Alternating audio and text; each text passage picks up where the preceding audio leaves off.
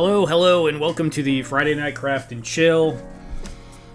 We got Fat Red, who was kind of first in the chat, and then Shay.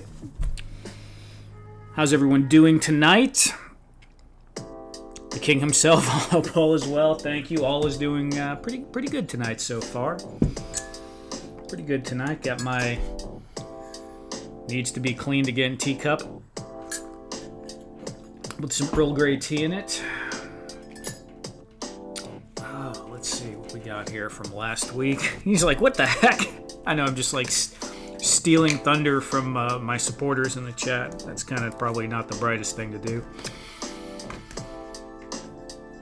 So probably going to be working on painting some of these little bits that we did last week. And yeah, how you guys doing?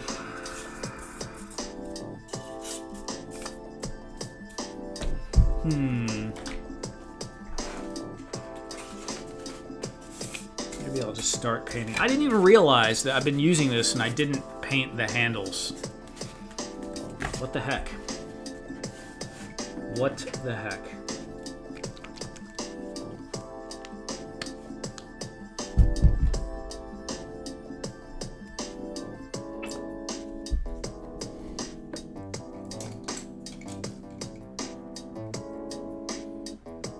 Okay, where's that brush? Is this it? Looks blown out now. Yeah, I've been going through some brushes lately. Starting a new job on Monday. Very cool, Fat Red. Good luck with that.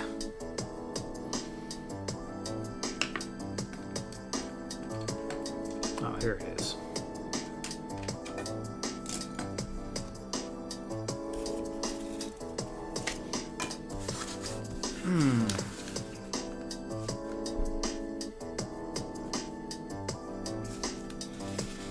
I tried to get going before 11 o'clock tonight. I made it by like 10 minutes.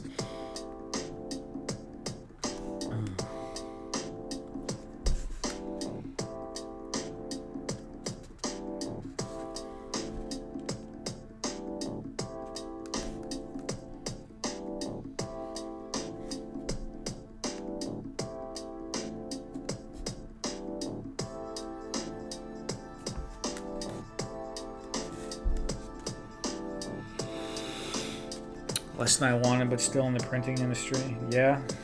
I think pretty much every job I've ever had has been less than I wanted, so it's just kind of the way it goes.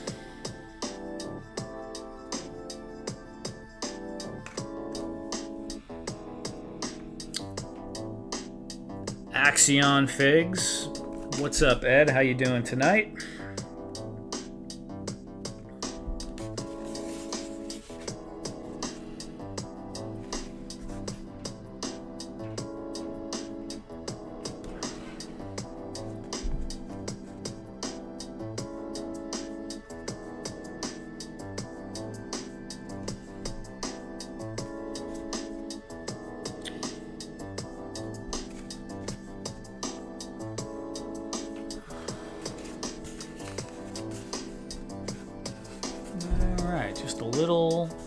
Little difference. It already looks less flat, you know. It's just one more color. Okay, I'm just gonna put that there for a moment, and I think some of these I'm gonna paint gray.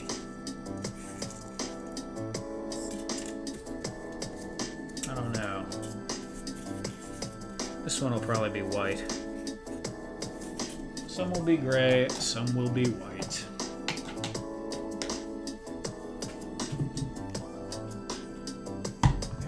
White.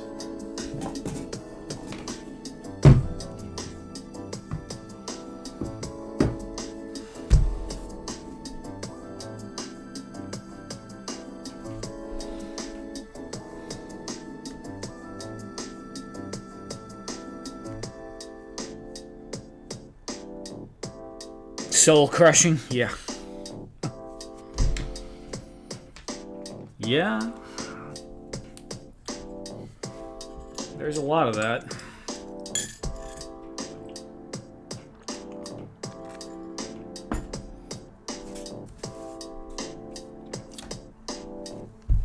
So Fat Red and everyone else in here besides Ed. Ed's kind of seen this already, but here's another little bit I've been working on. Whoop, man, this my camera mount is like getting worn out from staying at this angle. I need to buy a new one. We'll see if that's gonna hold. I don't know. Is that good? Yeah. So you can see it's just a little multicolor 3D print. Just a little thing. But what's cool about it is I made these little barrels. And so it just adds a pop of color. It can be power cells, it can be barrels, whatever. Kind of breaks it up a little bit. I don't know if I showed this to Ed. I redid the top. It was just a normal plain Jane spout before. I did like a little, you know, base plate and some little buttons in there to make it look a little more interesting. Yeah, I was testing them out on different printers. I have the Helladope purple in there just because that's what I had loaded in one of them. But that'll be part of the set I'm working on, if that ever comes together, which I think it's going to. Details are insane. Thank you. Yeah, I mean, it's just like you don't. It took me a while to figure out how small of a button the 3D printer could produce and not bleed into each other and still, you know, but be as small as it could but still look good. But yeah, pretty happy with how that's coming out, and by doing that I can, you know, just print a small piece on the multicolor printer and then print the monocolor bit on a larger, you know, another printer, so as to kind of spread the workload out a little bit. A little more sci-fi to it. Yeah, thank you. What's up, Kenzo? How you doing, man?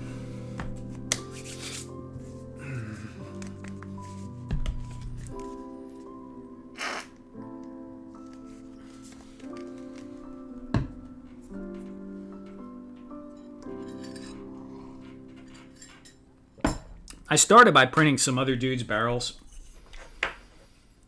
I found somewhere, and yeah, this is some other guy's barrels, and I thought I changed the size, but the size somehow didn't scale right, and they were actually too big. And I was just like, I'm not even going to use someone else's models at all. I'm just going to go and remodel my own. I mean, it's just barrels. So, I don't know what I'm going to do with these, but figure something out. I mean, they're good barrels. I like mine more.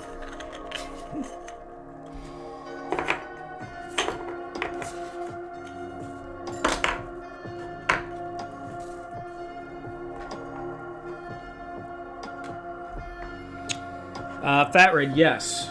Yeah, you could print a bunch of those small pieces on the same plate, and then a bunch of the barrels on the same plate. But it's a filament printer, so the more parts you add, it takes exponentially longer. It's not like a resin printer where it doesn't matter how many parts you add, it's just the number of layers that makes it take longer.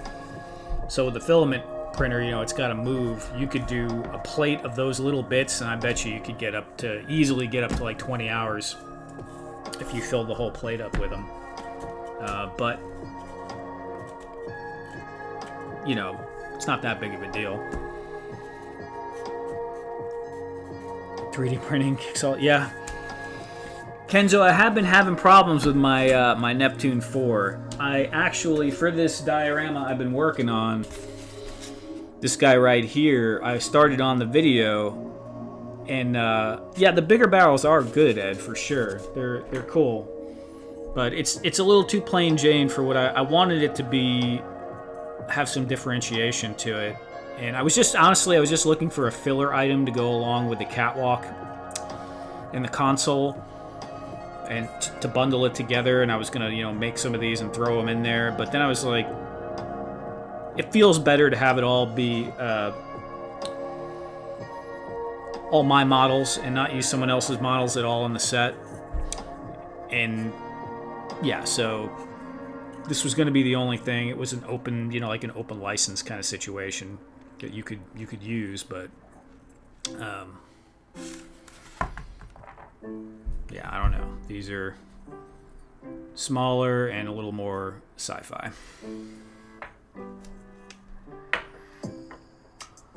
Maybe you'll end up with those barrels, Ed. I don't know. Yeah, too big for the set. I know. I've been thinking about lights.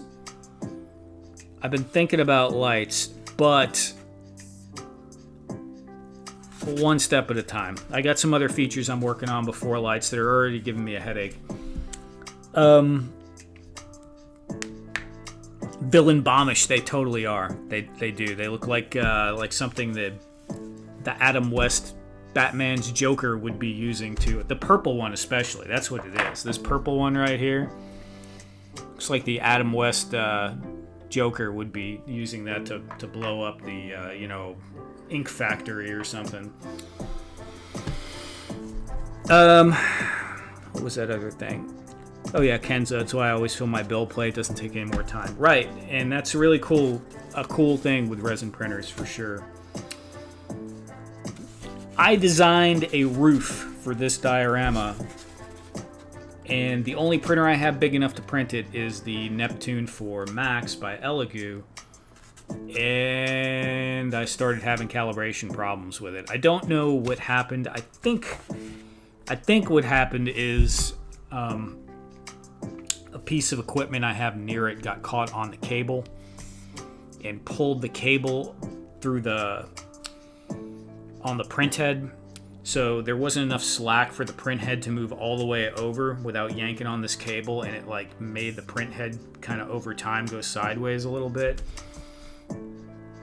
because it was a little too tight, and I redid that, but I cannot get the thing. I mean, I went through the calibration setup, the manual leveling with the bed levelers, and then it does an automatic leveling.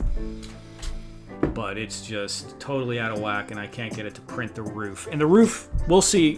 Hopefully I can get it going, but it's, it's like 13 by 16. It's got 3 spots in it that I can put lights on it. Even just to, take one of my photography lights and stick on the top. And it's got like these little steel girder looking things that come down for supports here and there just to give it like a little extra interest. I've basically been pulling my hair out with it for about 2 days now because I really wanted to get the reel done for... I was going to post it yesterday and then today and then maybe tomorrow, but it's a 9-hour print if I even get the thing working, so it's probably not going to be when I wanted it.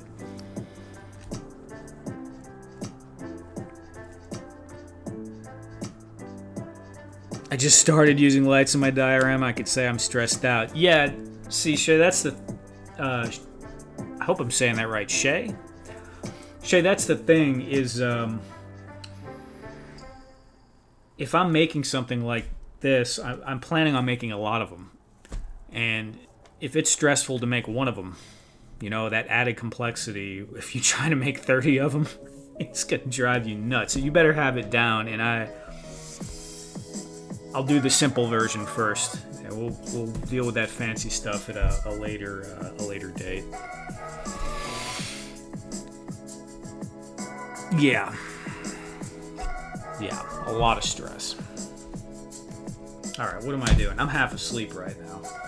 I've been falling asleep early all week, so I knew this was going to be hard for me to stay up and do this tonight because I've been passing out at around now, or about a half hour ago.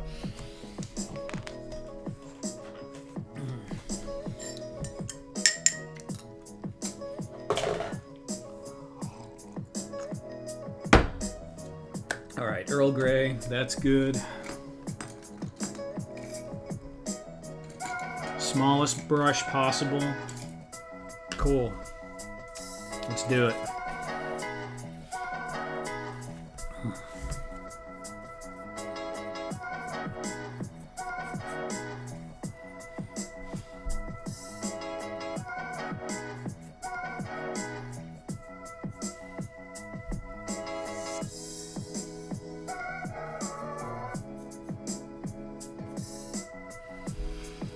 I did fix the model on a couple of things too, like my old catwalk stairs. I originally had made those stairs with pegs to hold the steps on, but I never got them to work. The pegs would fall off. I kept having problems with the print, so I just super glued everything together, and that worked totally fine. But I got the pegs on now, so super glue is optional. Although it's kind of a beating to get the stairs on there. Even with supports, the pegs are not printing completely uniform because they're so small. Here, I got a set of them right here.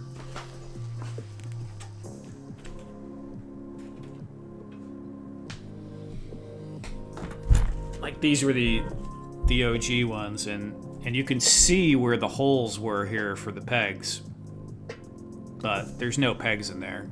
All the pegs fell off the model, so I just super glued it together. And these, they're not multicolor because they were test prints. They do have the pegs, so you can see the pegs are, I think you can see in the holes there, nice and filled in. And there's no glue on this, so I could probably, yeah, pull that apart, and yay, I actually have some pegs. I need like a small rubber mallet to whack them together. I need to find something that's it'll probably go on there now. Yeah, now that they've come off. But putting them on the first time, I was like, that was rough. Had to shave them up a little bit with the X-Acto and then pound them together. But that's cool. I still don't have any way around super glue on the catwalk.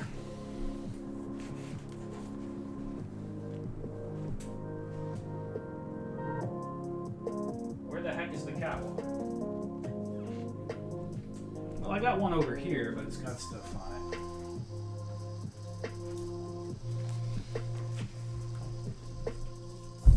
Yeah. And I think I'm just going to leave it like this. It's super glued in the bottom. I kind of don't want anything holding them in there because it's going to kind of clog up the clean look of it. You'll see it, and I kind of don't want that. And I'm kind of happy with the model as it is, and I'm designing things around this piece, so I think I'm just going to stick with the super glue. I'm not a super big toy guy, but I'm sure some of the people in the chat know. I feel like they used to just use glue on some parts, right, guys? I mean, they would super glue stuff together and then just kind of send it out. So not every single thing was a snap together. So I think that'll be okay for this. The only thing about it is it takes up more space in shipping if I go to ship it, but it's nominal. I can pack other parts in there, so I think it'll be all right. Earl Grey, check. Smallest, yeah. Dude, I glue everything. Yeah. Yeah, I mean, I guess there's just something in my mind where I think about like a toy or something. You buy it and it snaps together, But some of that's just part of the manufacturing process. They save money on the shipping by having it flat packed. But I do think this is I was gonna make it where it connected, but then I was like, why do that? Have it move around. It's very modular, very a lot of options. I think it'll be fun.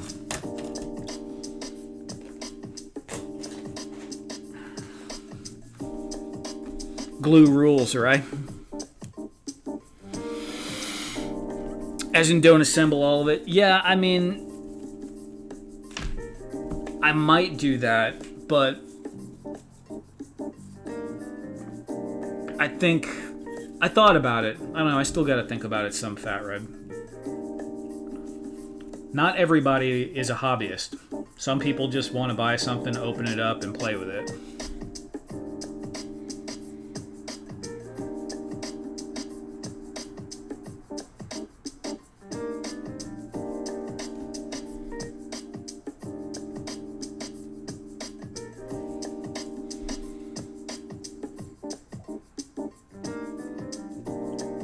Yeah, I'm sure of that, Fat Red. I'm sure there's a group like that that would be cool with it.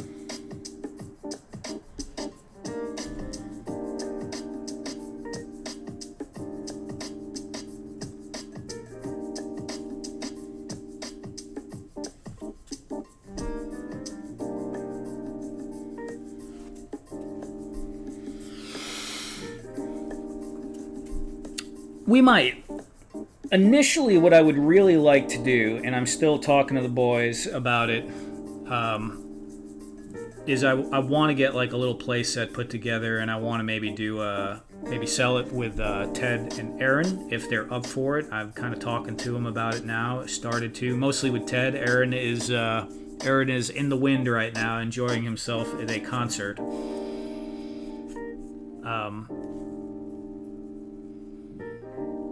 But you know, with the crates, that worked pretty well for me, and I think it worked pretty well for them too. I hope. So if we can do something similar to that again, I'm probably looking to try and do like a small playset situation where it's not a lot of options. There's not a lot of you know, assembled, unassembled. We'll see. Maybe eventually that'll happen, but it's going to be like you know, maybe there'll be a set or maybe more than one, but probably just one to start with, and we'll see how that goes. Magnets are not gonna happen. Yeah, I'm gonna go. What I'm trying to do is I want to see if I could make it as,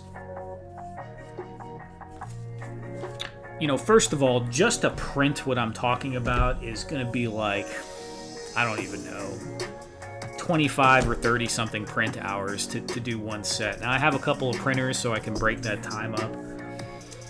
But I'm trying to make it where it's cool and it's got some features and it is visually interesting, but it's not going to cost me.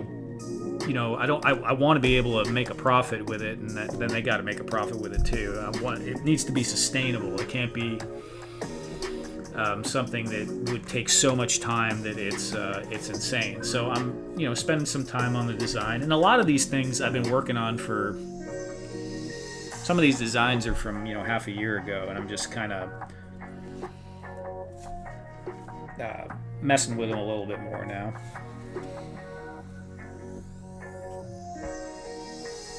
I don't know, Fat Red. We'll see, depending on the pieces. But I'll talk to you about it.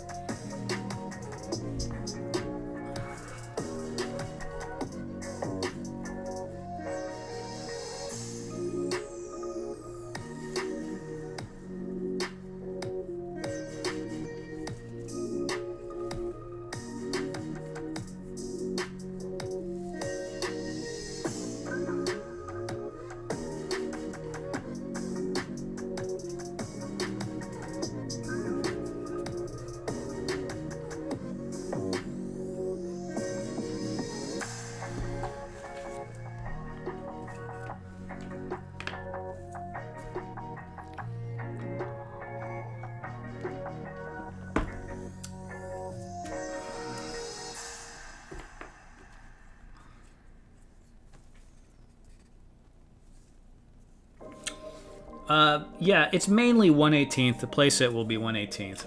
Now the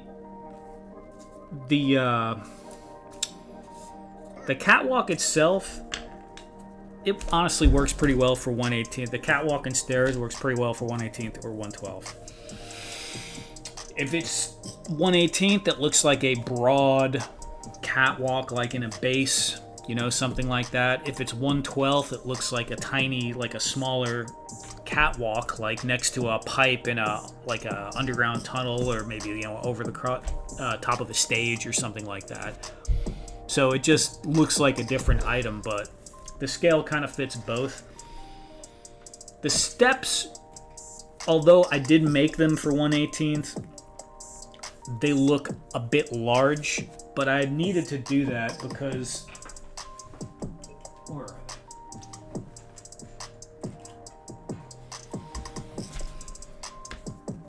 So, I mean, you know, I mean, it kind of fits. You could see a guy walking up them. But you could see they're very broad. They would be very large steps. I wanted a lot of these figures, like these Delta 17, you know, they're just going to have a hard time posing to stand on 2 steps. So I wanted it to be where they could plant both their feet on the single step more easily. But at the same time, you know, it works with a 112. It just looks like a, you know, like a smaller step, like in a maintenance conduit or something like that. So it's doable. The other pieces, like the consoles and stuff I'll probably do with it, it's going to look 1/18.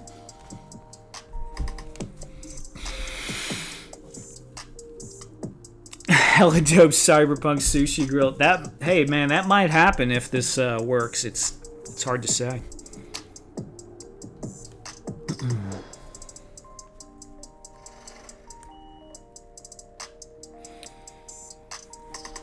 Yeah, Action Joe Figs accessories are cool 1/6, but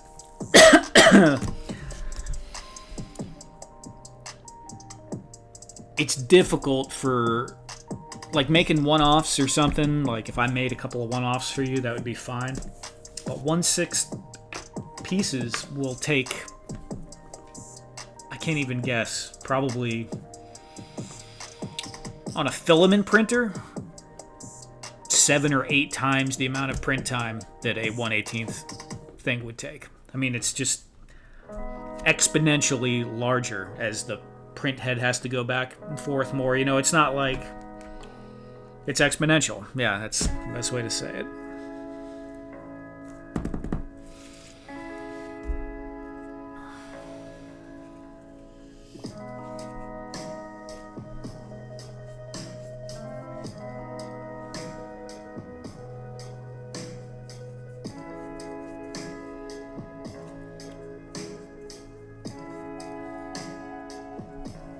I mean, if I get going with this and I end up with, you know, a bunch of 3D printers going, then that kind of stuff might happen. But got to start somewhere, and 1/18 seems like a bit more approachable. Plus, I like the scale for making stuff like this.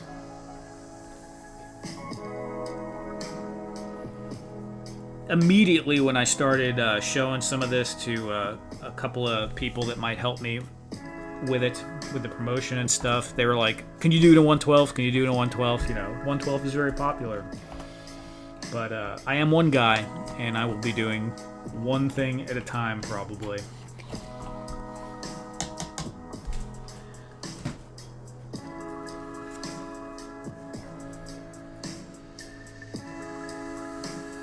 .1/6 scale tomb is large. Yeah. Yeah, that's big, man. I mean, I'm sure it looks awesome. They look awesome, right? 1/6 scale looks amazing. The figures are amazing. But if you wanted to take a picture of a, you know, like an action scene where you had like 40 figures fighting each other, you would need to get like 30 feet back from it with the camera just to encompass everything. It's just it's a different scale of room that you need to deal with that. Making all kinds of stuff. Yeah, that's excellent, dude. Excellent. Nice. Trouble bubble.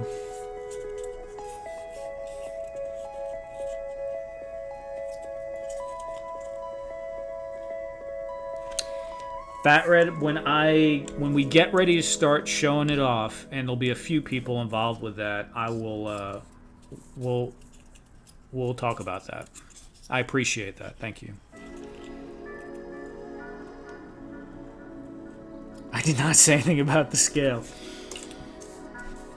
Ed, do you do any 1/18 at all? I don't even remember.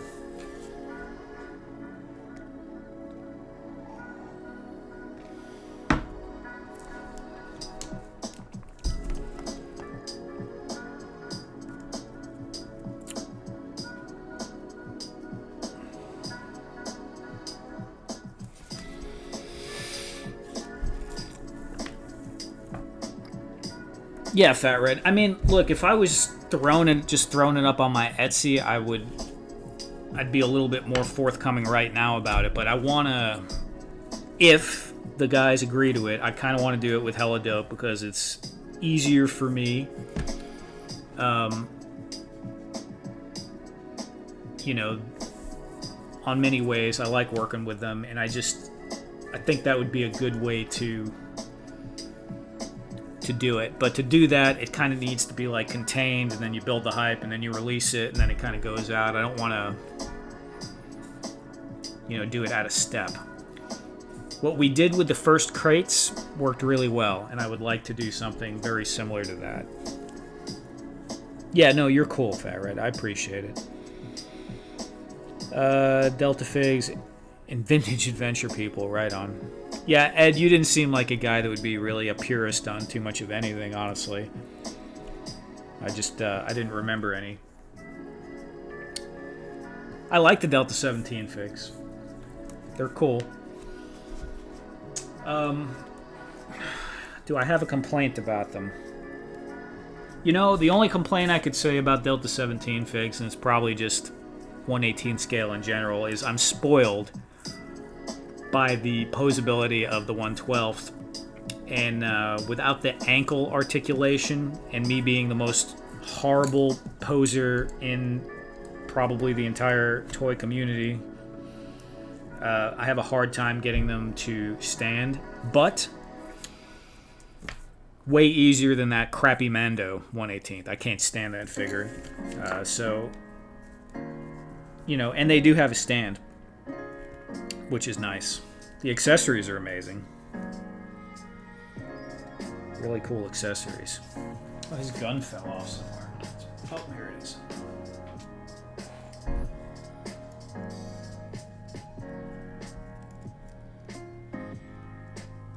I mean, some cool thoughts on the figure too, right? I mean, like the hands come off and you could just put the gun, or they have swords that go on the hands. I mean, because they're cyborgs. Pretty cool. You know, some original thought there. And I like that. I really like the color scheme, as most of you guys probably already know, since it's very similar colors that I tend to use over and over again. Black, gray, and red.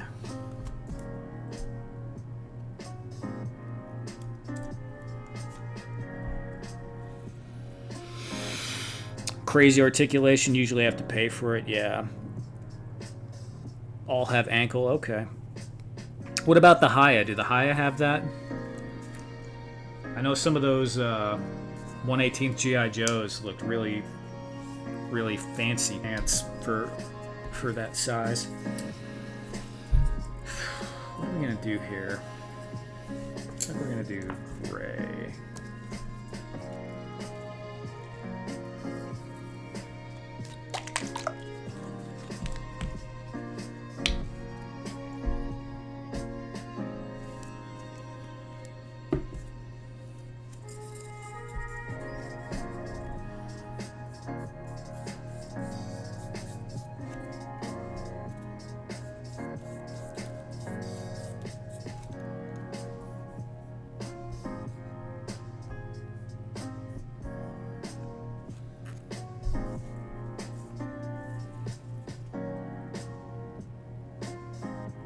You need to build a dial that isn't all gray or brown, right?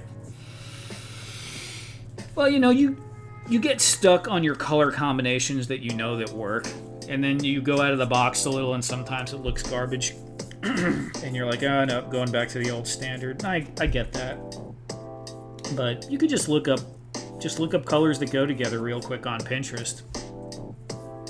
You know, some interior design is cool, or video game levels, just something like that.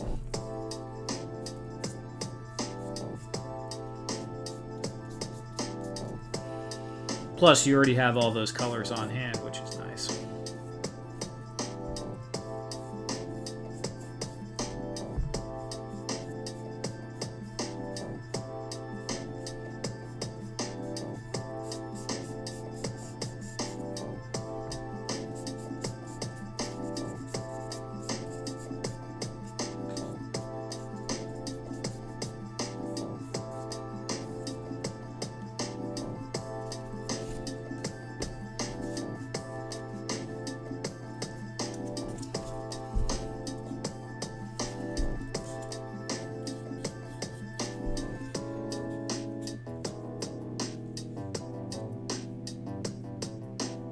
I didn't know they had 1/18th RoboCop figures. That's cool.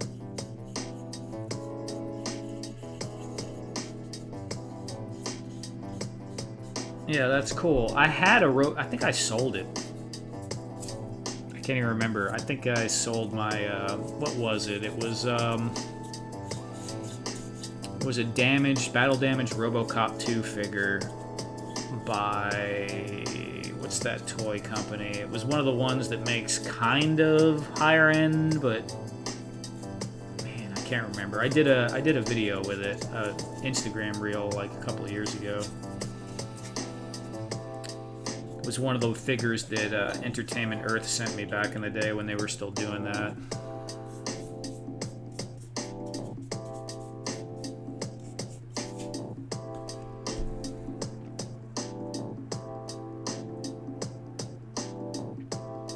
No, it wasn't NECA Fat Red. It was, oh, man. It's the Battle Damage RoboCop 2.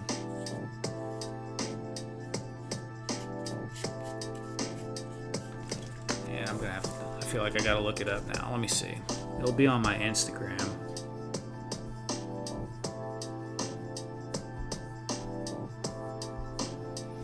Couple of years ago now, probably.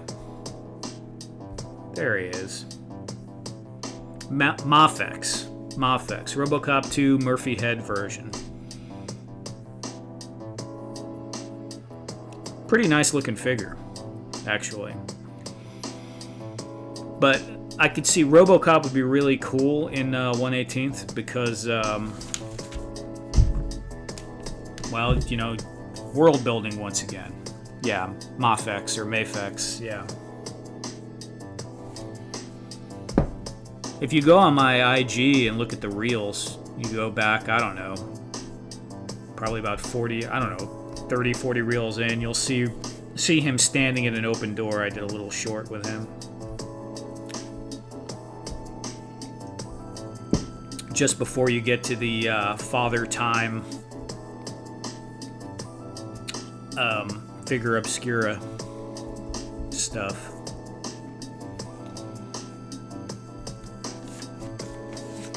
Yeah, Joy Toy is cool.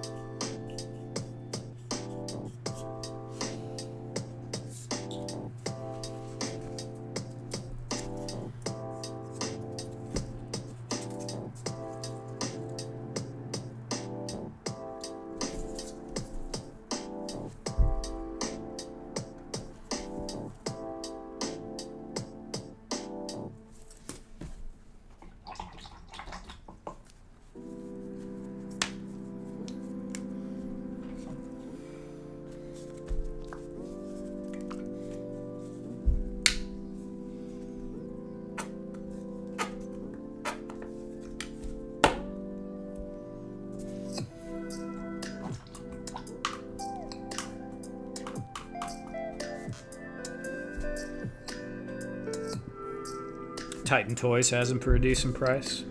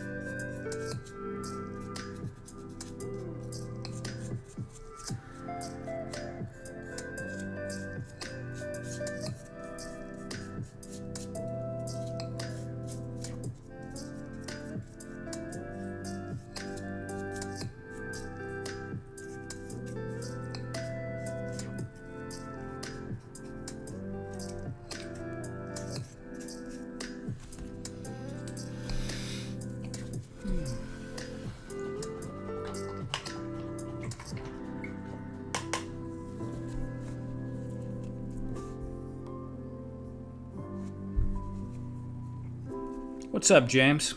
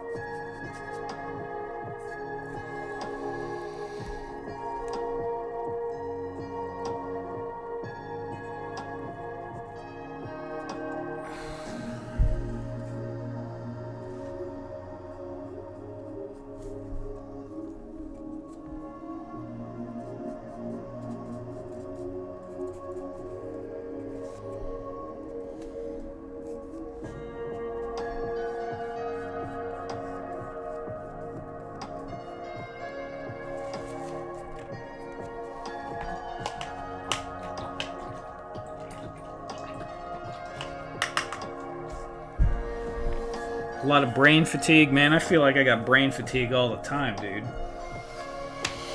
You know, it's funny, sometimes I get very worn out from physical activity. I've had some health issues, and you know, I just get zonked. I mean, I'm not dying or anything, but I just need to rest. But this past week, when I've been spending a lot more time designing and just, you know, messing around in Tinkercad and whatnot, it knocked me out more than physical labor. Like, just the brain drain of it. You don't think about it sometimes, but you're using your learning stuff, doing things that require a little bit more thinking, or trying to concentrate at something that's a little bit of a strain for many hours in a row. You get super tired. I don't think I used to get that tired, but I'm also didn't used to be 45 years old, so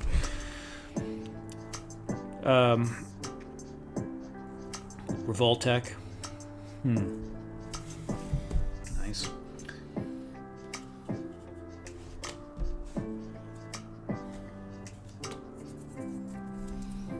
Does this need another coat? Let's see.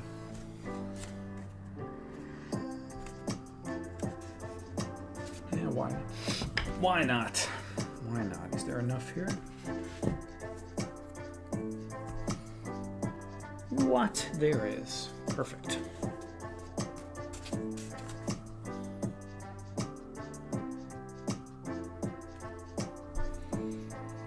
Brain fatigue is the worst.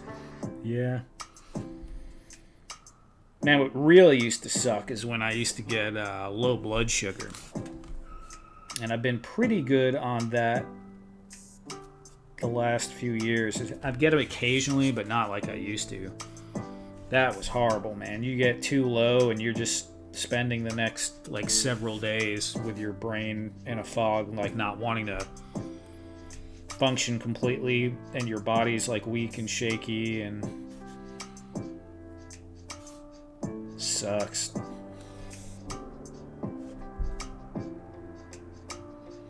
If you don't let it go too far and you catch it pretty quick, it's not that bad.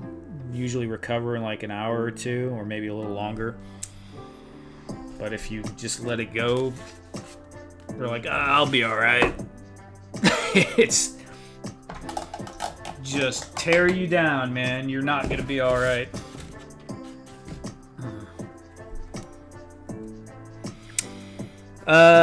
No, Fat Red. Fortunately, I've made a good recovery from COVID. The only thing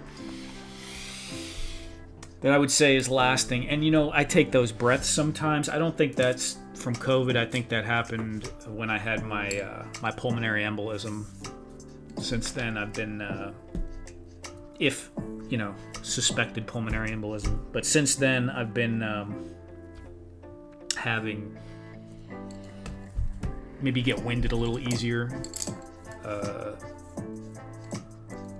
But I would say the one thing that COVID has really, the only lasting thing that COVID did to me is my sense of smell is back. Thank God. I can smell again, which is nice, and I can taste. I feel like I have my full range of taste. But I don't smell things like I used to have a very sensitive sense of smell. I would smell things burning before other people, very faint smells, and now I'd say it's dulled, like the edge has come off of it. Other people smell things before me frequently, although I can't perceive any, like I'm missing any of my sense of smell, but I can definitely, in comparison to other people, it's not quite as sharp as it used to be. Yeah. No, when I lost my smell and my taste, most of my taste, that was depressing, man. I was like, dude, if this does not come back, this is really going to make life suck, because, wow, that sucks. There's videos you could look up where people, like, they just waste away to nothing when they lose their sense of taste from COVID. Because you don't want to eat anymore. Everything's like chewing nothing. It's like, just nasty mush. Or some things like vanilla yogurt tasted like garbage water. It was disgusting.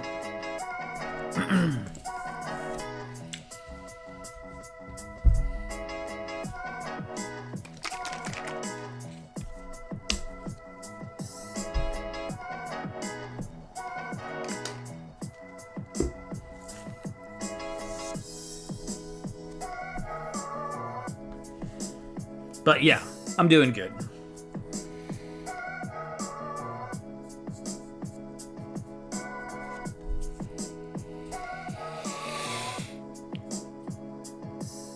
He was responsible for taking care of all the stinky messes. Yeah, Ed, I mean, that was the one thing that was nice, is I'd go to work, I could walk around the trash and, the compactors and all that stuff, and I didn't even notice. But I think I told you, a few weeks after I got over COVID, I'm like, all right, time to fire up the laser cutter. And I'm just, laser cutting away. I'm like, man, my throat is kind of like, something is like, it's like a stabbing pain in my throat. And I couldn't figure out what was going on. And I'm like, oh, I can't smell smoke. I'm suffocating myself. I can't even tell that it's like, probably toxic levels of the wood smoke. So I didn't use the laser cutter for a while, or when I did, I always kept the full respirator on. But fortunately, I can smell all that again now. So yeah, I mean, not being able to smell smoke is a big deal. I mean, what if your house catches on fire at night? God forbid, you're just like, all right, I guess everything's fine. Lady still has issues with smell. Yeah. That's what scared me, Fat Red, is when I started looking up how many people had lingering issues, and I was like, oh man, please, I do not want to. I almost cried when I took a shower. It was maybe like 3 or 4 weeks after COVID. I took a shower, and the hot air, the moisture kind of opened up my nose, and I smelled my first thing, which was like, body wash, and I was like, or shampoo or something. I think it was shampoo. I was like, oh my God, I could smell something. Finally. It's a very, very dull, gray world without missing those senses.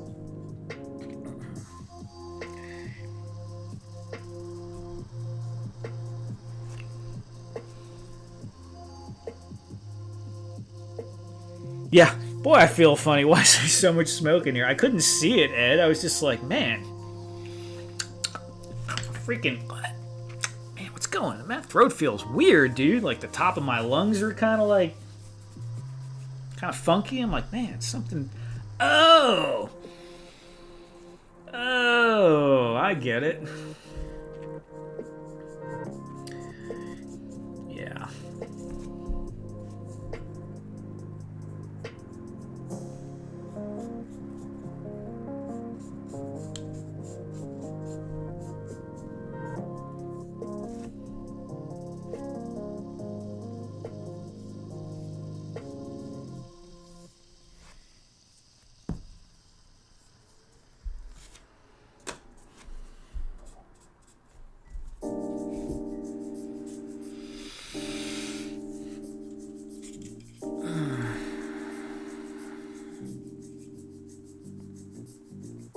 Yeah.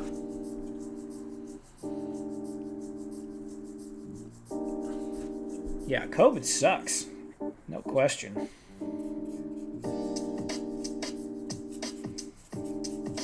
Some people get it and it's not that big of a deal. Some people get it and it's like... I mean, I knew a couple of people that passed away from it. Overweight, and the other one was very old, but still.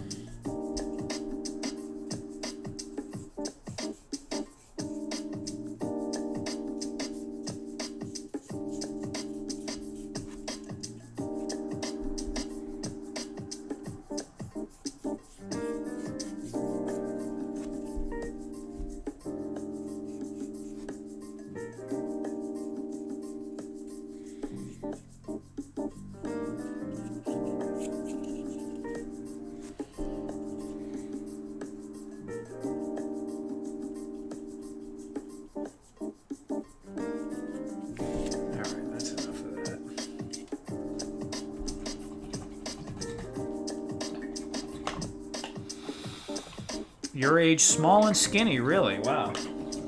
I didn't know anyone thin that passed away from it. But, I mean, I didn't go to the hospital or anything like that, but it was tearing me up. I don't know, if I didn't get the Paxlovid, I might have ended up in the hospital eventually, because it was just, the fever would not go down. I mean, it was just like the most intense flu I've ever had.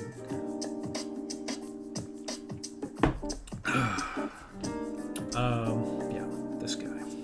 Sweet.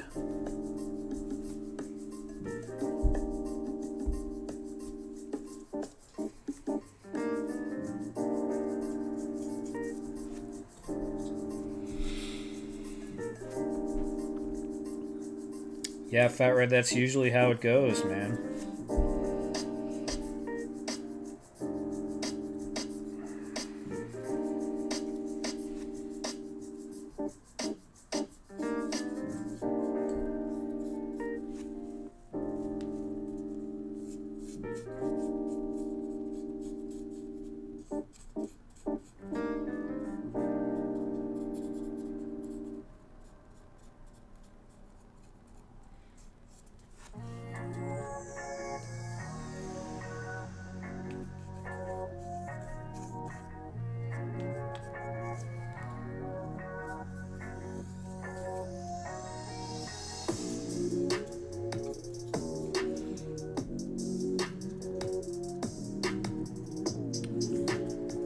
Yeah.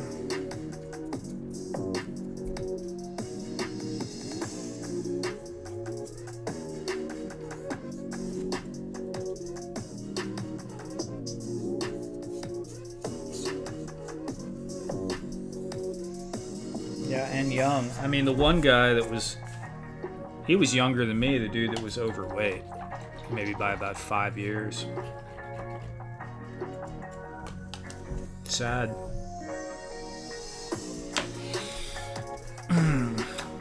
You know, had kids, wife.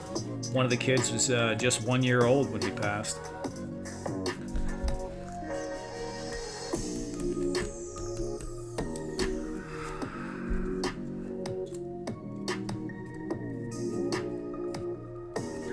get red on that?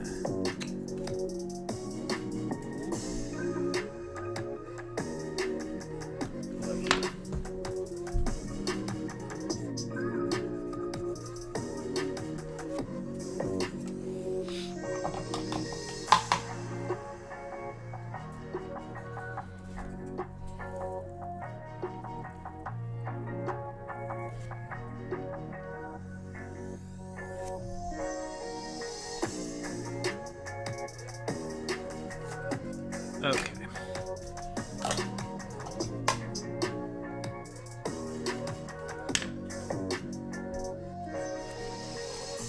Probably all that stuff needs time to dry now. Yeah, pretty much.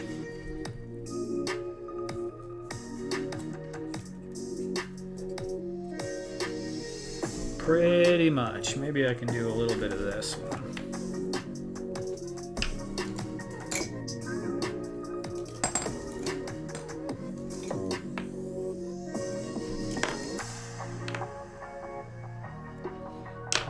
Stick with this brush.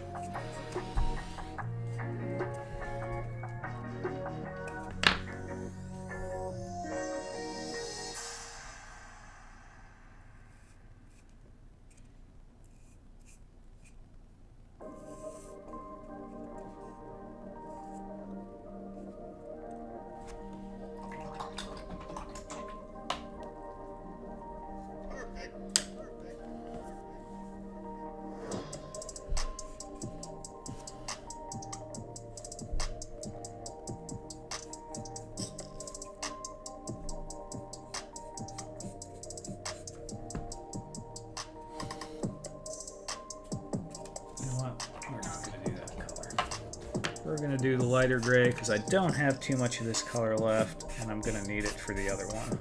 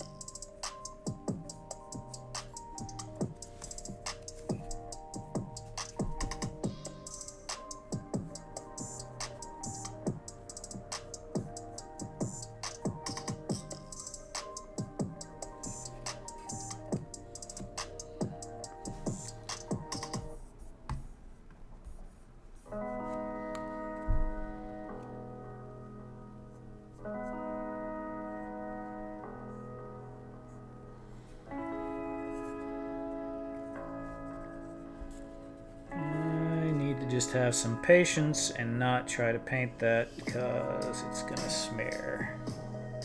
The white paint is not dry enough yet, so just chill, put it down. Okay, we can paint that though.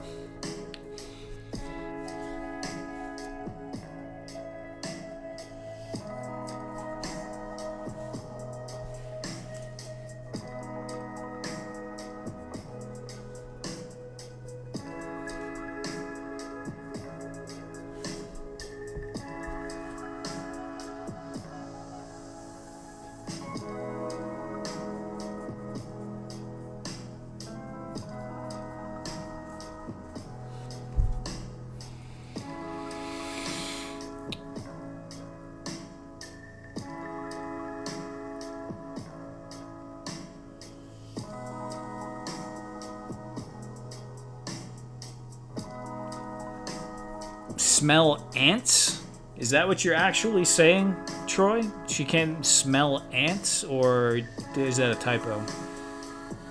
I was painting my Vespa and had to stop because it wasn't ready for another coat. Yeah, yep, you gotta just rein that in sometimes.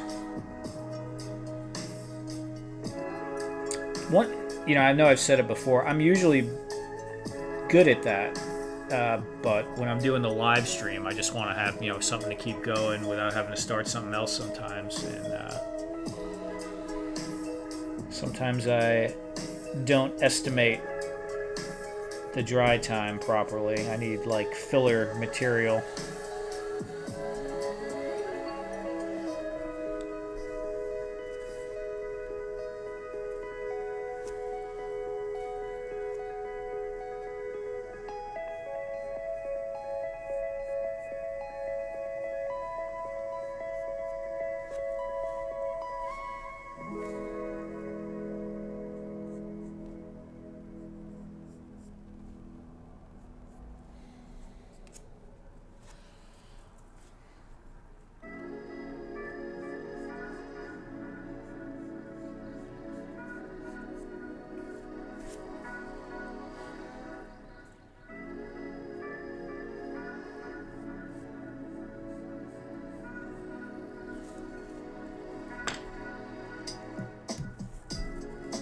So I can smell rain, and I can smell when it's coming usually.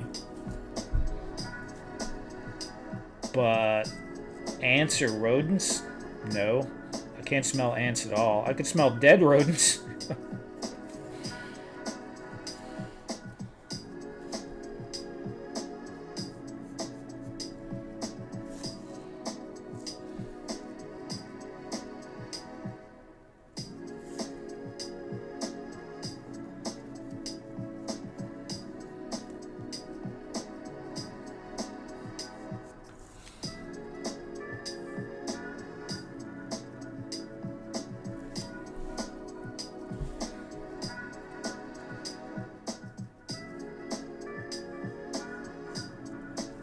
Now, one thing that used to annoy me about my smell was I could smell milk going sour long before it goes sour. And so the milk would be totally fine. Everyone's like, no, this milk is fine. Maybe it has a week left, and it would smell sour to me. And that used to drive me nuts.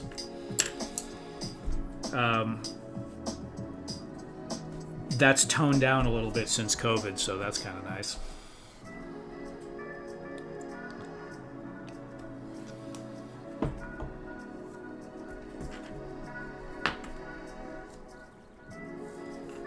Yeah, the smell after the rain is nice. I didn't know what petrichor is, but I'm guessing that's what that is.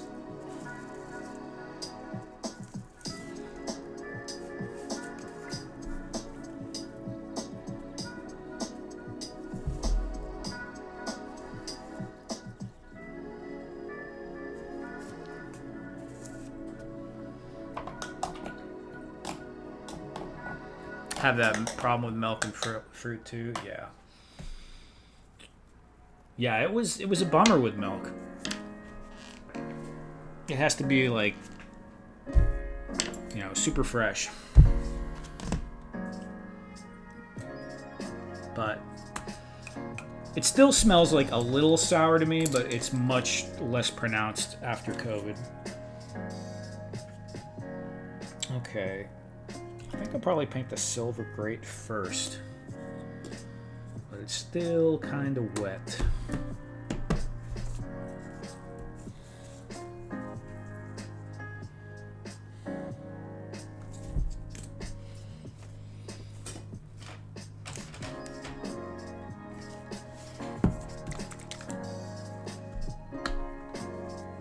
Ed is a secret fruit fly. No, Ed is a Sasquatch.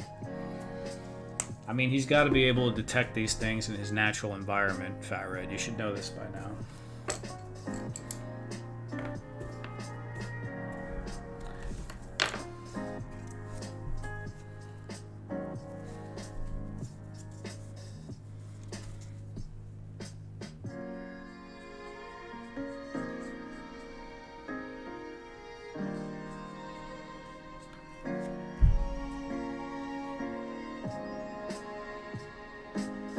Yeah, Ed.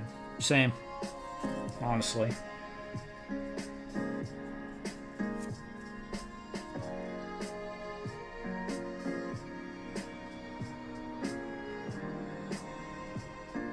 I was pretty much never a milk drinker because of that.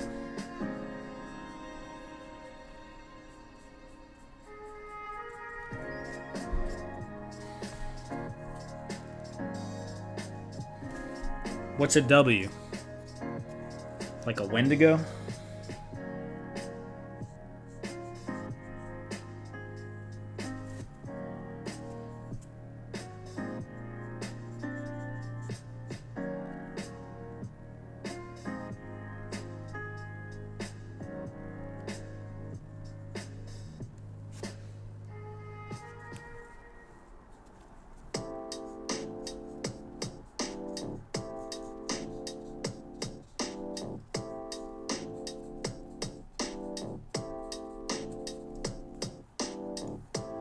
Don't say it. Not worried about that, man.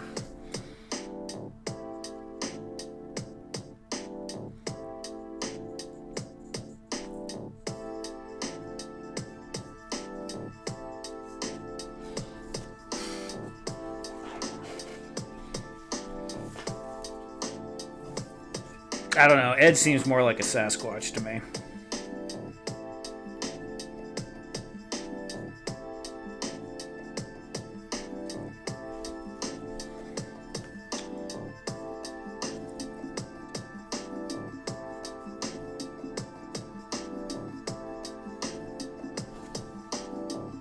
Alright, I think paint is not going to stick to this too well. Maybe. The top doesn't look bad, but yeah, it's going to be a nightmare here. That's alright.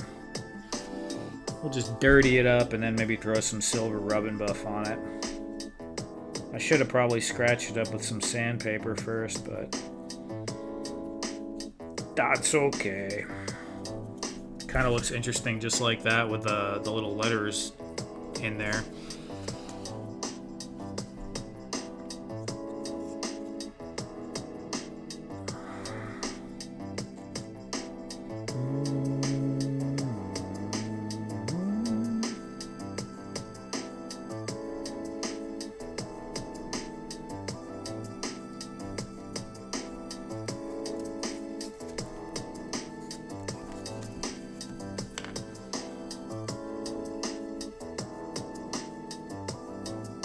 Too many people. Man, there are a lot of people in DFW now. That is no joke. There's probably close to twice the amount of people.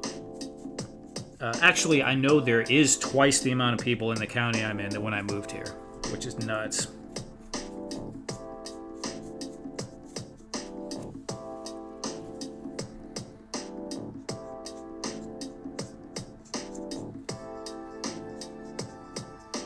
Houses cost roughly 3 times the amount they used to. That's fun.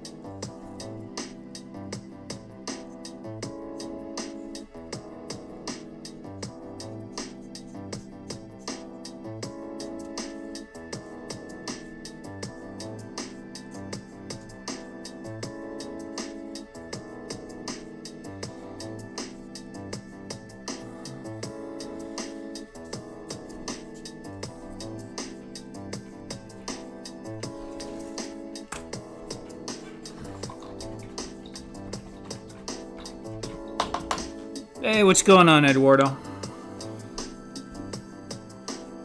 Sam Squatch. Yeah, we probably got more chupacabras here than anything else.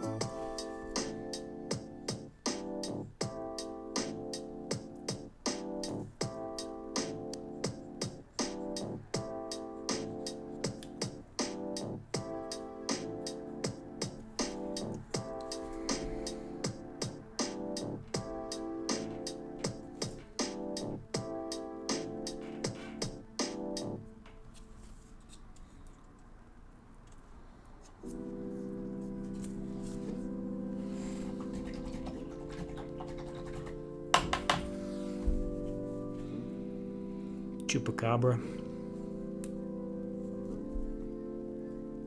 There was a chupacabra outside of our apartment window in a tree. He was just checking you out.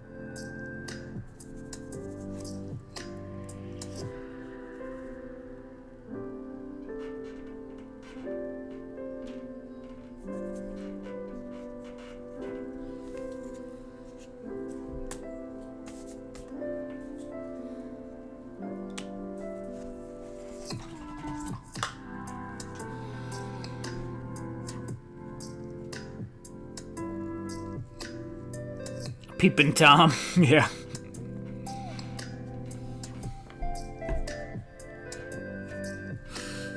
In my community, we have a lot.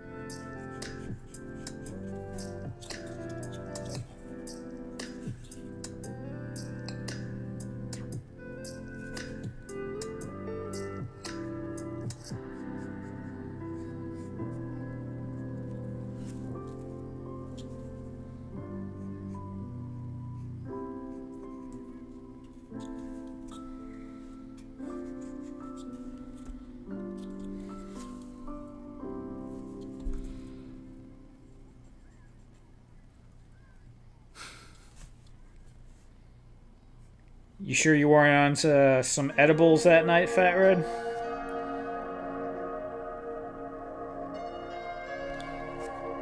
You ate those moldy green chupacabra cookies or something like that? You remember that movie Grandma's Boy where they're like, give me the green monster with the Frankenstein and the and the deer stuff and just mix it all together, yeah. I need to watch that movie again.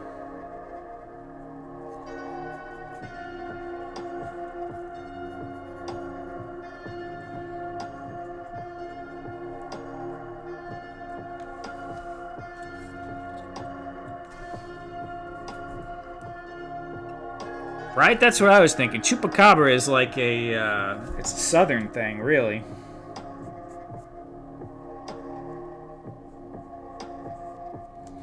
They come down there from down there where Eduardo is. They probably breed them down there. Heck, they probably eat them down there.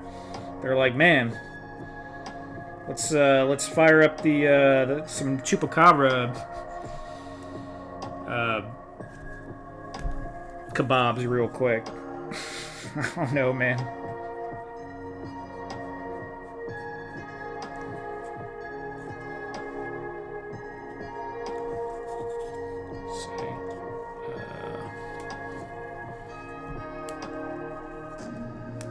Snipe hunting.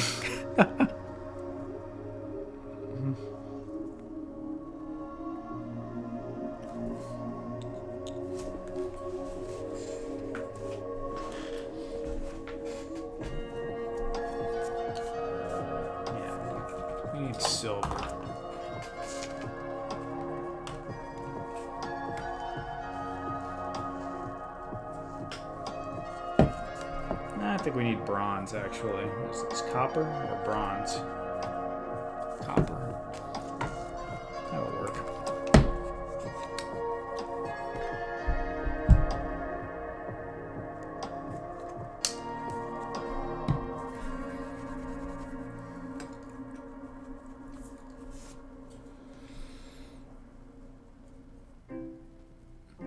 Little barbecue chupacabra and some drinks, pepper, meal for a fit for a king, right, Ed? That's what I'm saying.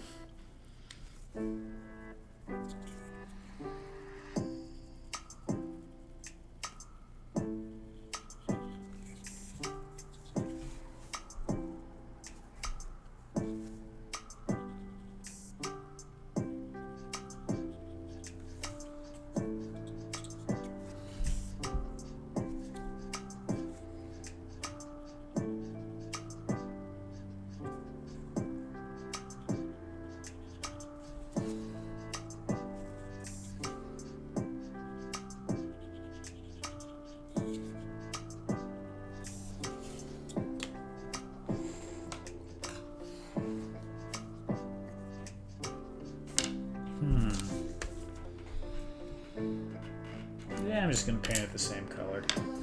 Why not? Why not?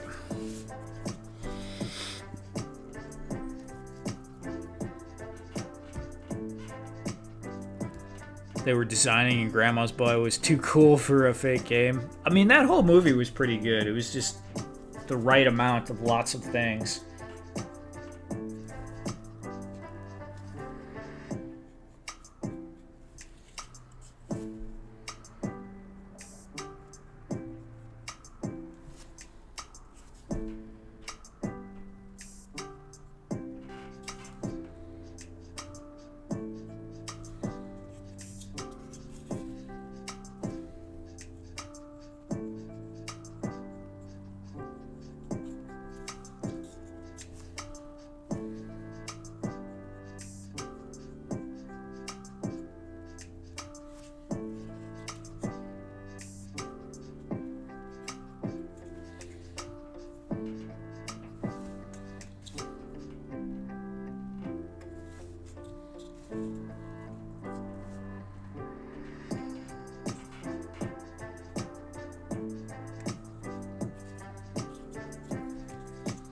Actually, I kind of like it like that. I think I'll just put another coat of that lighter gray on the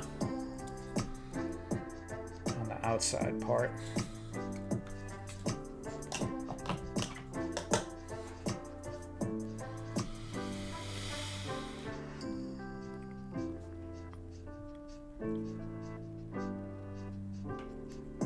Medium to large dog size based on the weight and branches. Skinwalkers.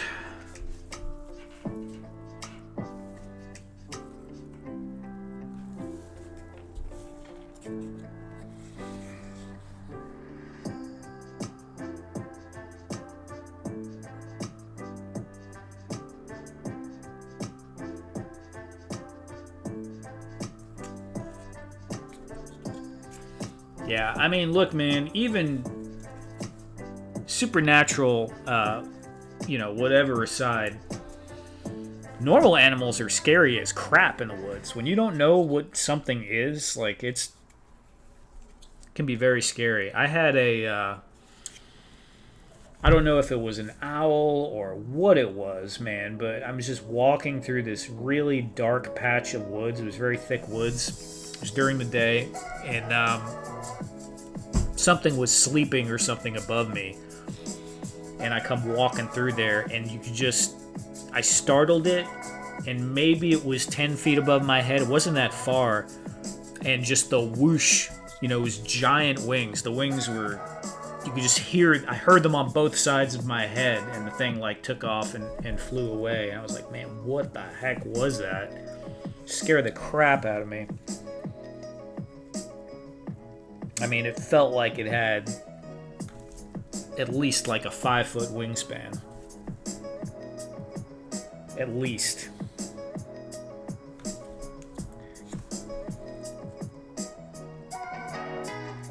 And then when I look up, I just saw I could see the shape of it, but it was very thick branches. And I just saw the rough fluttering of the wings. Very, very quickly.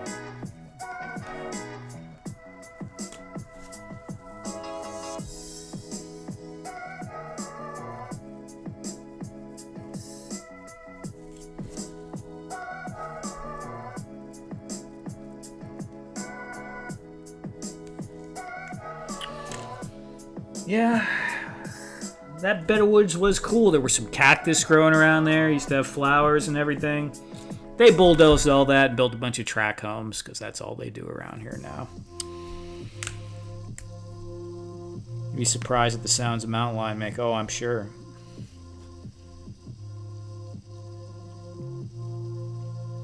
We have bobcats around here still sometimes. They travel up like the river, you know, the Trinity River. They'll come around like the little streams and stuff.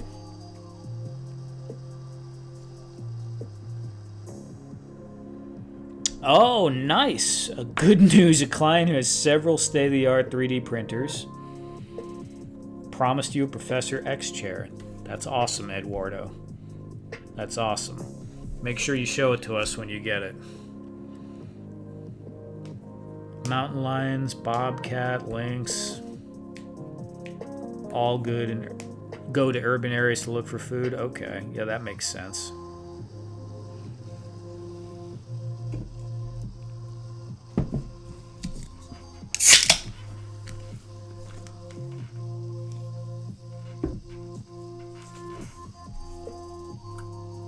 Are we about ready to go here? Yep.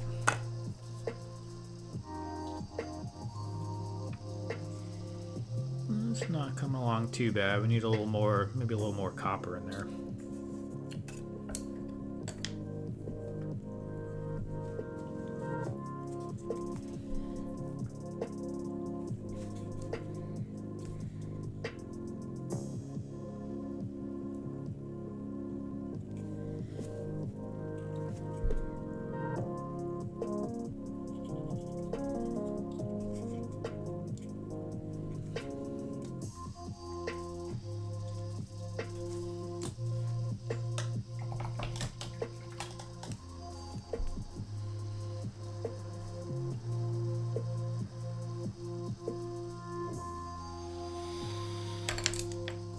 Yeah, 3D print is pretty cool. I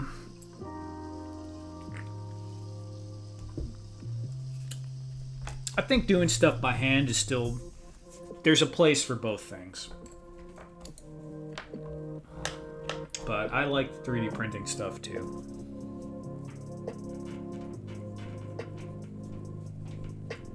It's a different vibe though, right? It's not like relaxing crafty. It's staring at a computer screen, you know, engineering vibe. Different vibe. But you can make tons of cool stuff.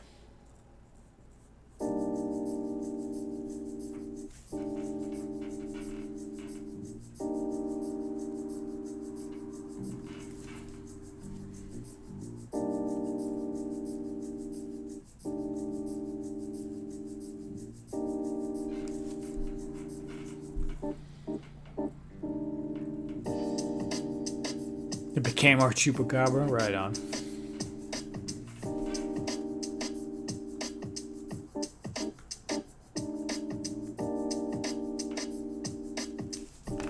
Whoop.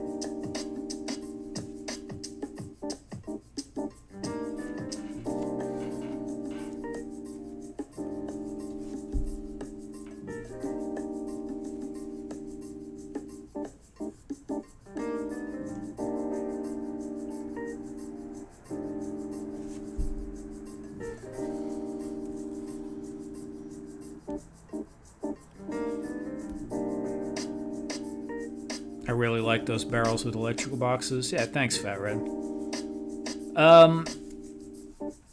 Yeah, Kit Bash is cool, Troy, for sure. You know, 3D printing, it's a whole other hobby. That's all I'm going to say. Well, that's not all I'm going to say. I'm going to keep talking. But even though it's pretty easy to do the basic stuff, you just find files and stuff, it's a whole other, I don't want to say skill set, but it is. You know, a lot of it is not that difficult, but things go wrong. You got to know, if you're just a get along with technology pretty well, it's not going to be that big of a deal.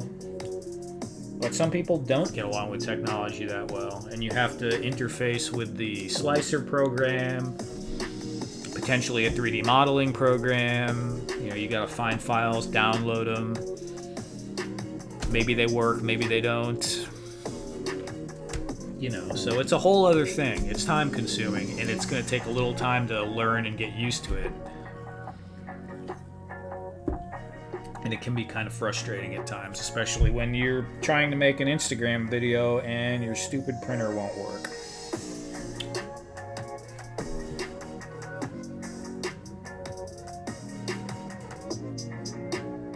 You did CAD? Yeah, it can get crazy for sure. I never did much of that or any of that really. I play around in Tinkercad is about all I do.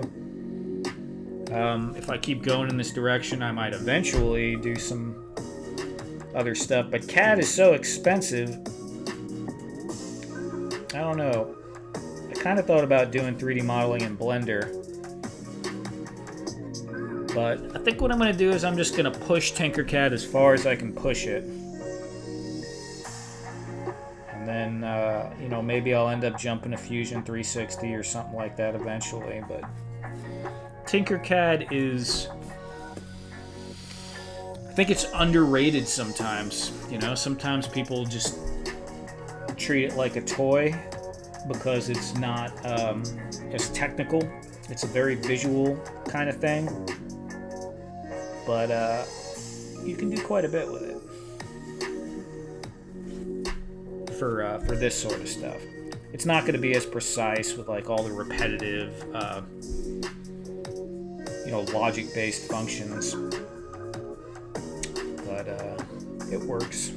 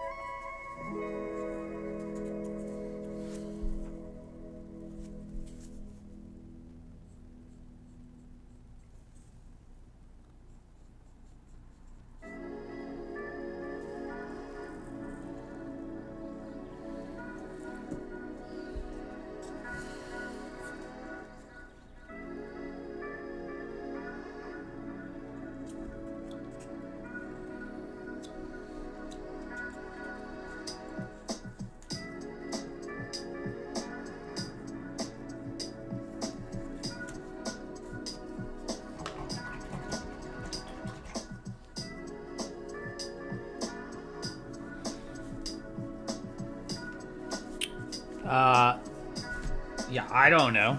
I don't know what the heck it is, Fat Red. I do like this one, though, yeah. It's something. It's definitely something.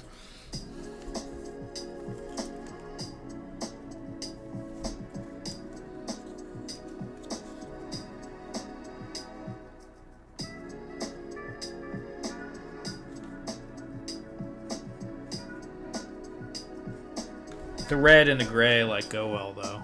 That red makes it pop.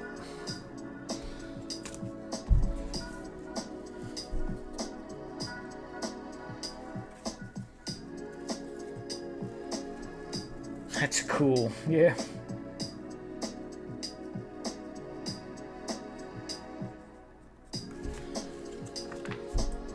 This piece is the,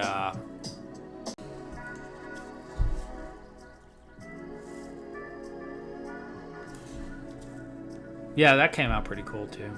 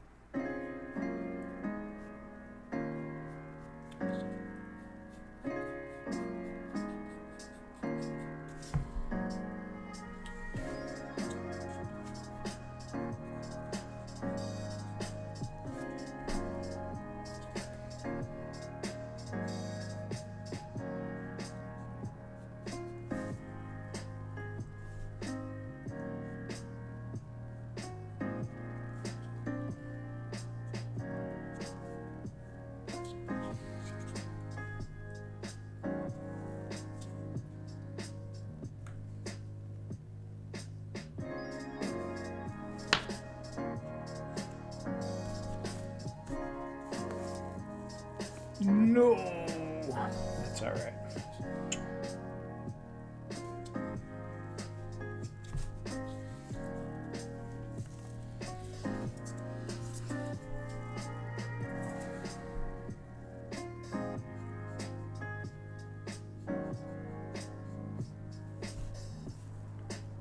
Nope, wrong color.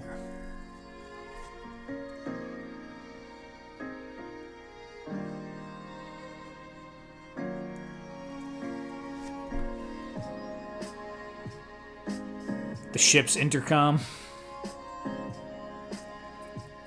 So the doctor can listen to soft jazz as he removes... Yeah, there you go. That'll work.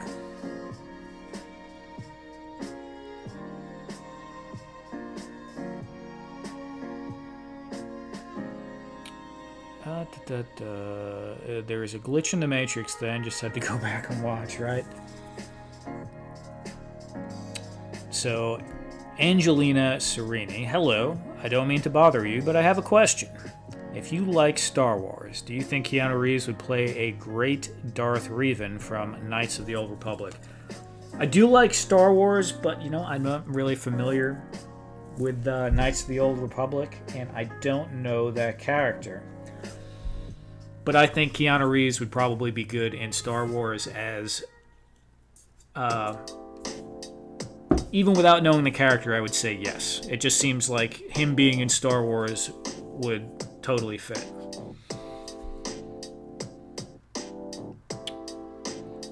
I just saw the glitch too. I thought it was just me. Glitch in the Matrix. Hey. Maybe they're coming for me, man. I hope not, but you never know.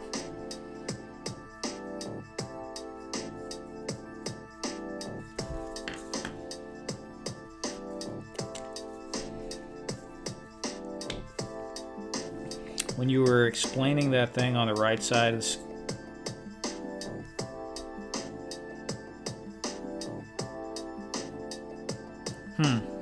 Cut off and jump cut. Interesting.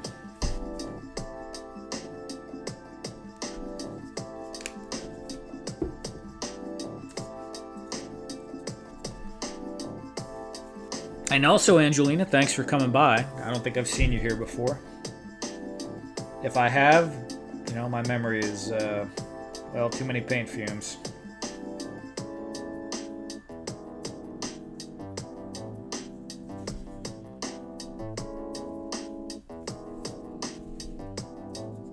If they come for me, they're really bored, right? That's what I'm saying, dude.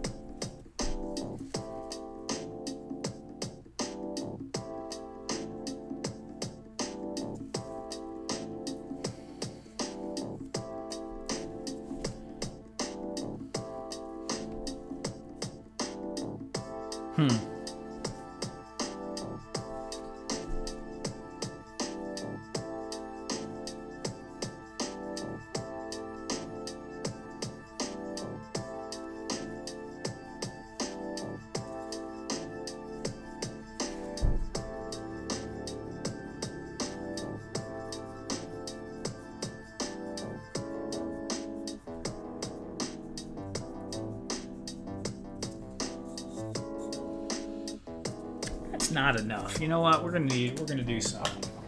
We're gonna put some copper on there and see what that looks like. Needs more punch. I'll put a John Wick head on it, right? Going the extra mile.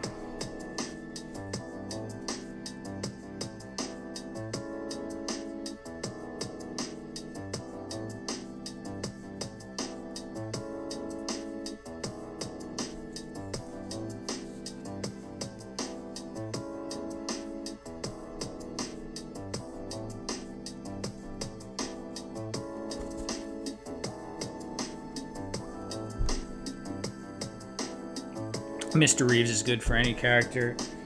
Yeah, Edward, I mean, it's got to be someone with a somewhat subdued personality, like limited emotional range. You couldn't have, like, Keanu Reeves playing Robin Williams or something like that. It would be crazy. I mean, it would be funny, but it would be, you know, he wouldn't be a good fit for it. But I could see him, he'd be great for lots of stoic, you know, action kind of people, or a Jedi. Yeah, definitely. Or a Sith even, for sure.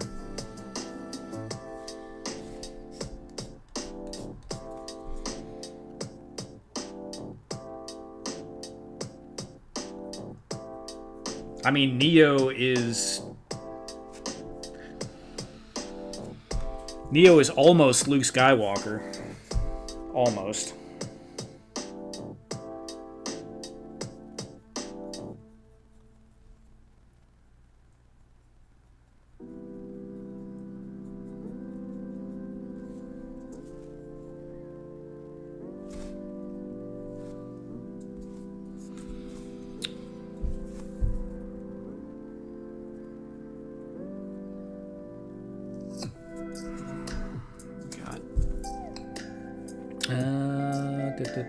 Both a Jedi and a Sith.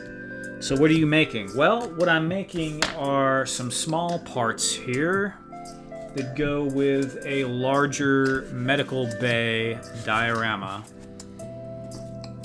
that we've been working on over the last few streams. Some of these will be, you know, in some various locations on here. It's not completed yet. I'm not exactly sure. It's kind of random. That's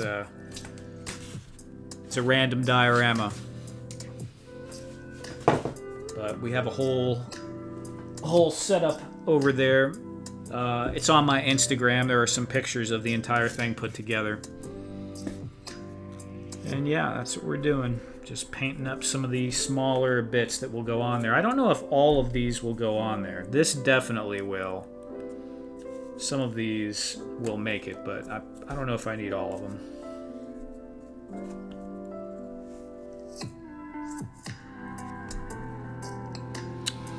It's not from Star Wars, but it's you know, it's kind of like that. It's a retro kind of style sci-fi medbay. It started with just making a desk, and it just kind of sprawled out from there, one piece at a time. There wasn't a cohesive plan to making it.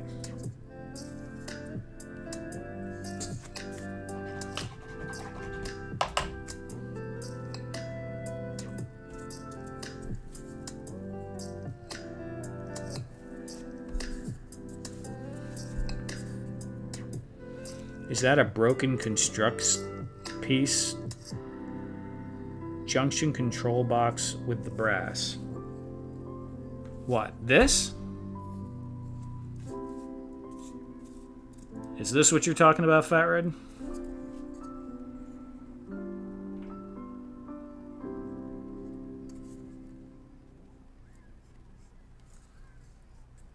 A Fat Red scream. You need one? It's been a minute.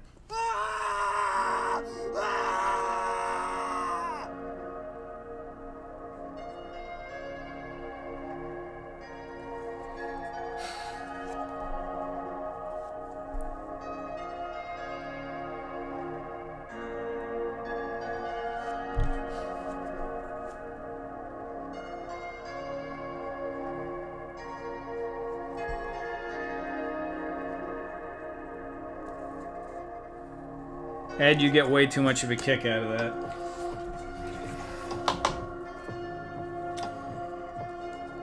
Alright, let's see.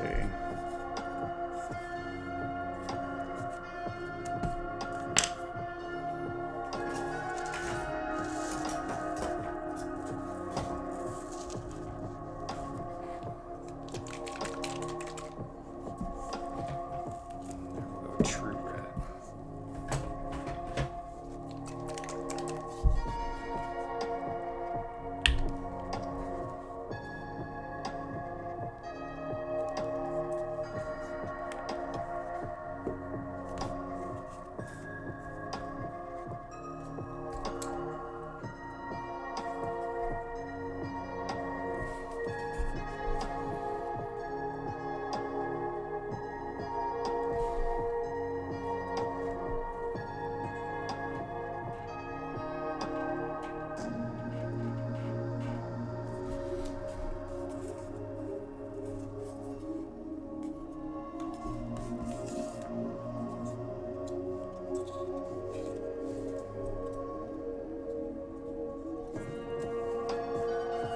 Think about those real quick.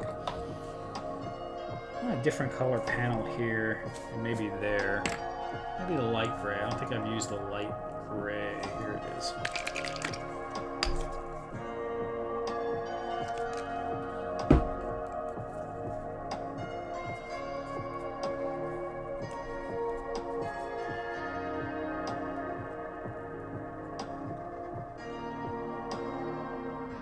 Constructs.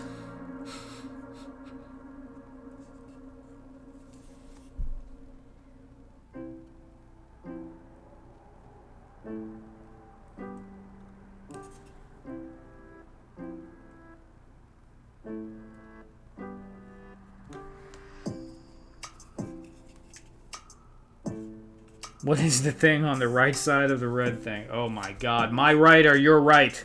Let me hit it again. And we'll get Fat Red's Chupacabra too.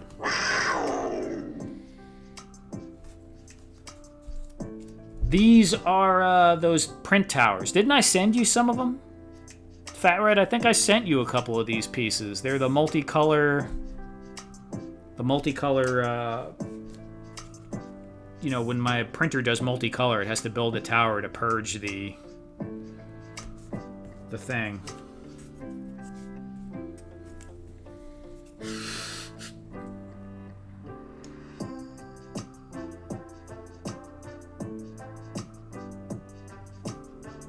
Okay.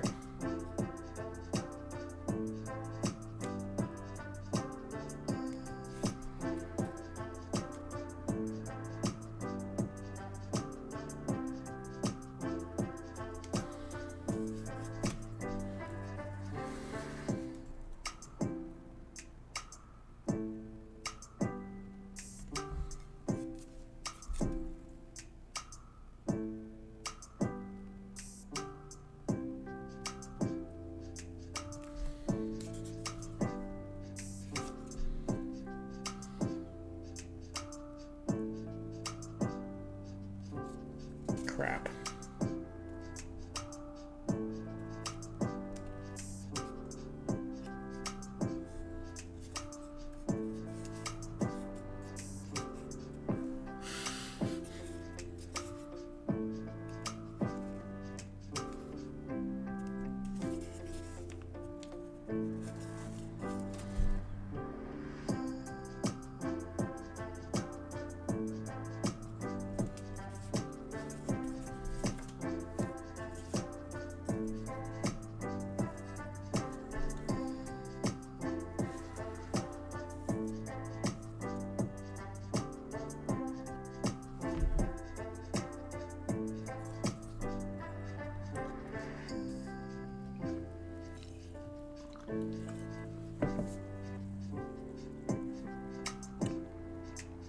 When the glitch was happening, he was telling us what it was.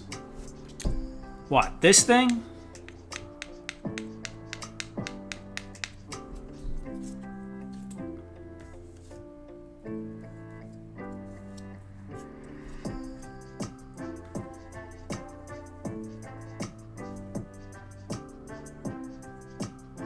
Yes. Okay. That's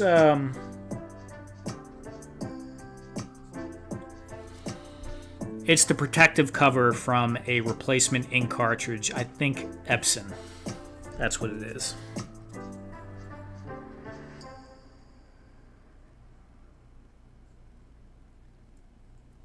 And it might have been a generic Epson ink cartridge.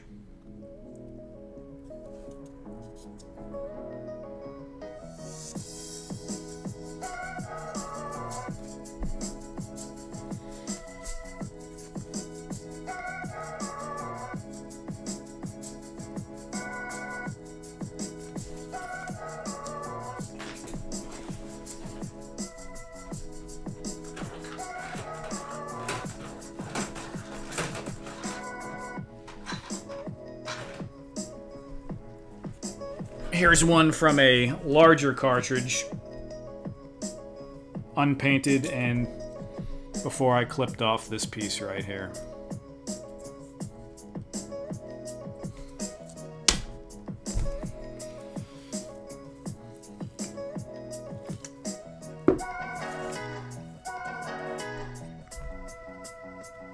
I don't know, man. I don't like this. This gray is way too bright now. Totally threw off the whole thing. We're doing away with that. We'll go with this darker, at least this gray we'll put on here. I don't like that light gray. It's pissing me off.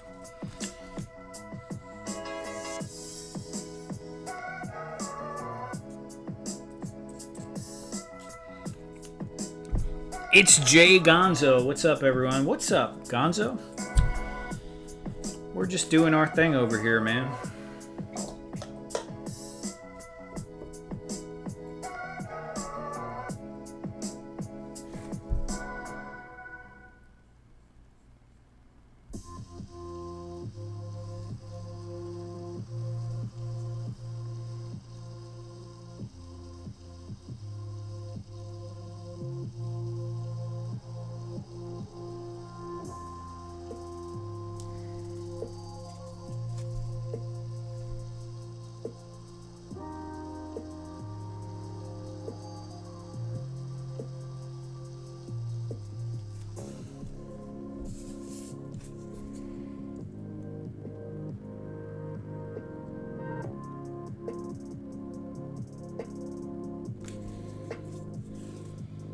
Yeah, that's better.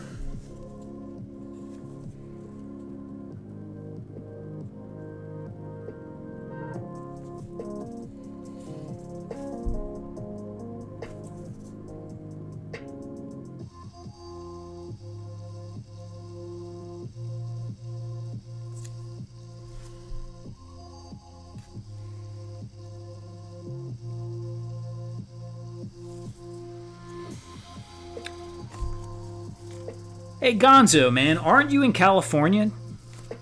Don't you live in California, dude? Isn't it like, it's stupidly late in California right now, isn't it? Or wait, is it earlier? It's earlier, I think. Yeah, it's earlier in California. That's right. That makes sense. The shelves are white, correct? 10:48. Cool. Yeah, it's 12:48 here. The shelves are white. Yeah. Yes, Fat Red, they're white.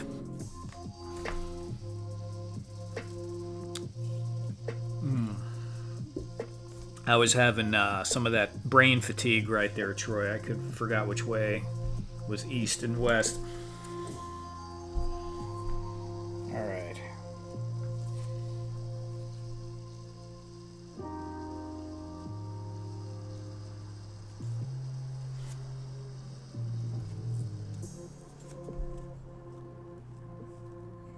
Cabinets like these and these, yes, they're white.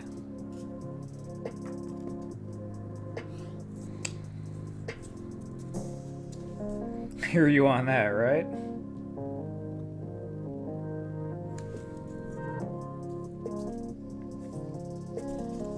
Okay.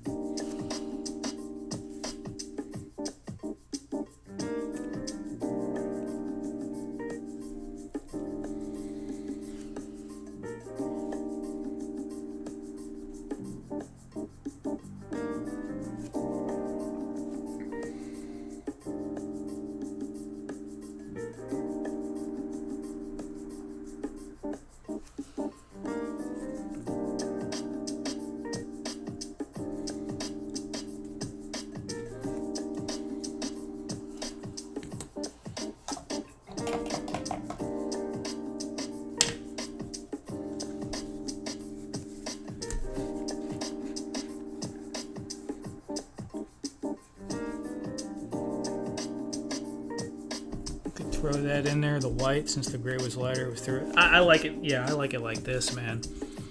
It's just I thought it was gonna look cool, but it looks better just tied in there. It's just, yeah, I'm just feeling that more than I was with the lighter gray. And the white, it would pull it together, but I don't know. I'm just feeling subdued.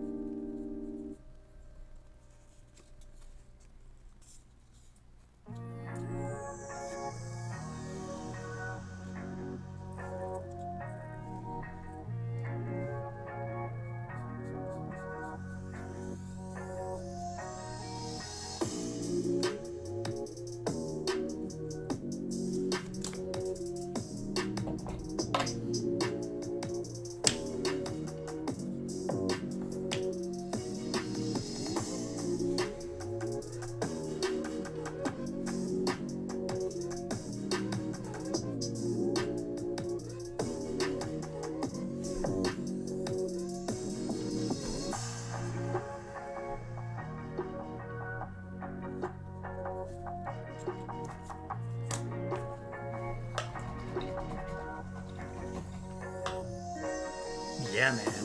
Right on.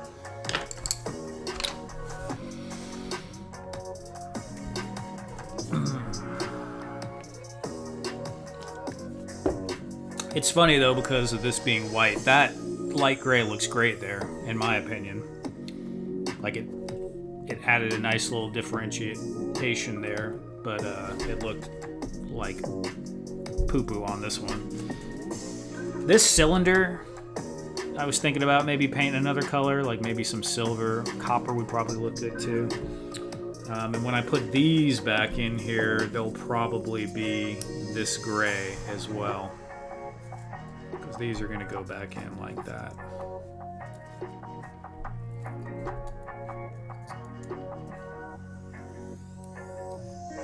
Yeah.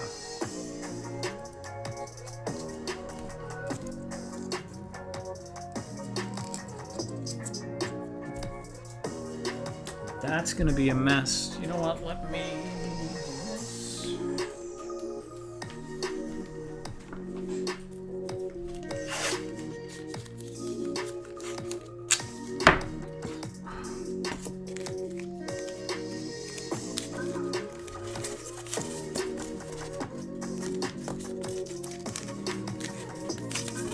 Crap.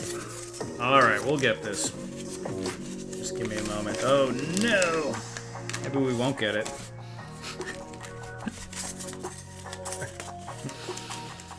Alright, just think about this for a second, John. Alright, we'll take that, and then we'll do that. Okay. Oh, that's one side. And we'll take that, and do that. Cool, cool.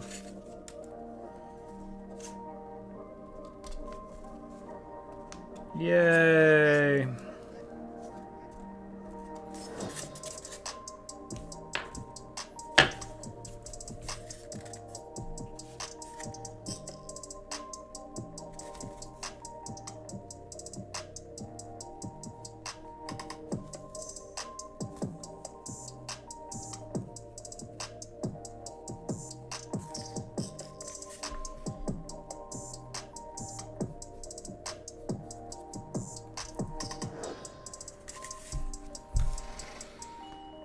It's a real Mr. Random job. Nah, man, you be... Just start. I have more time than you do, Eduardo. There's too many people in the world getting divorced for you to have this kind of time on your hands, man. It is what it is.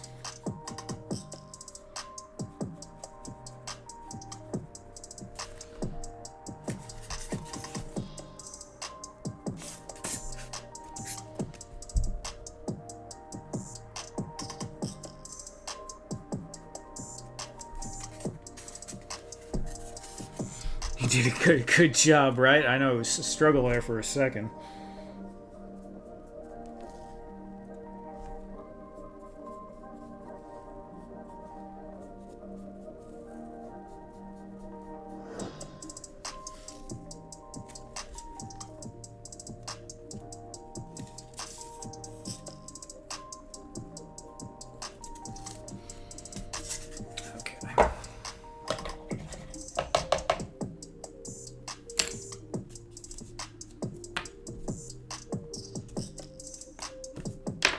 Alright, so that was pretty chill. That was pretty chill. Painted those. Put some handles on here. Painted the handles on here. That was really quick, but it's surprising how long just those little things can take because of all the edges you got to go around. So, let's take a look. We have been streaming for 2 hours and almost 10 minutes, which is pretty long actually for me. That's you know, about right. Guys and girls that are watching, thank you very much for hanging out with me. Special shout out to my channel members. I appreciate you guys, all the regulars that come and hang out. Hope everyone has a fantastic week and a weekend. We're gonna wrap it up right now, and hopefully we'll have some videos and stuff coming out soon, at least on Instagram, some shorts and things. And I know that I'm gonna be trying to do something soon with Helladope Toys. If they're up for it, we'll see. And hope everyone has a fantastic week, and we'll see you soon. Take care, everyone.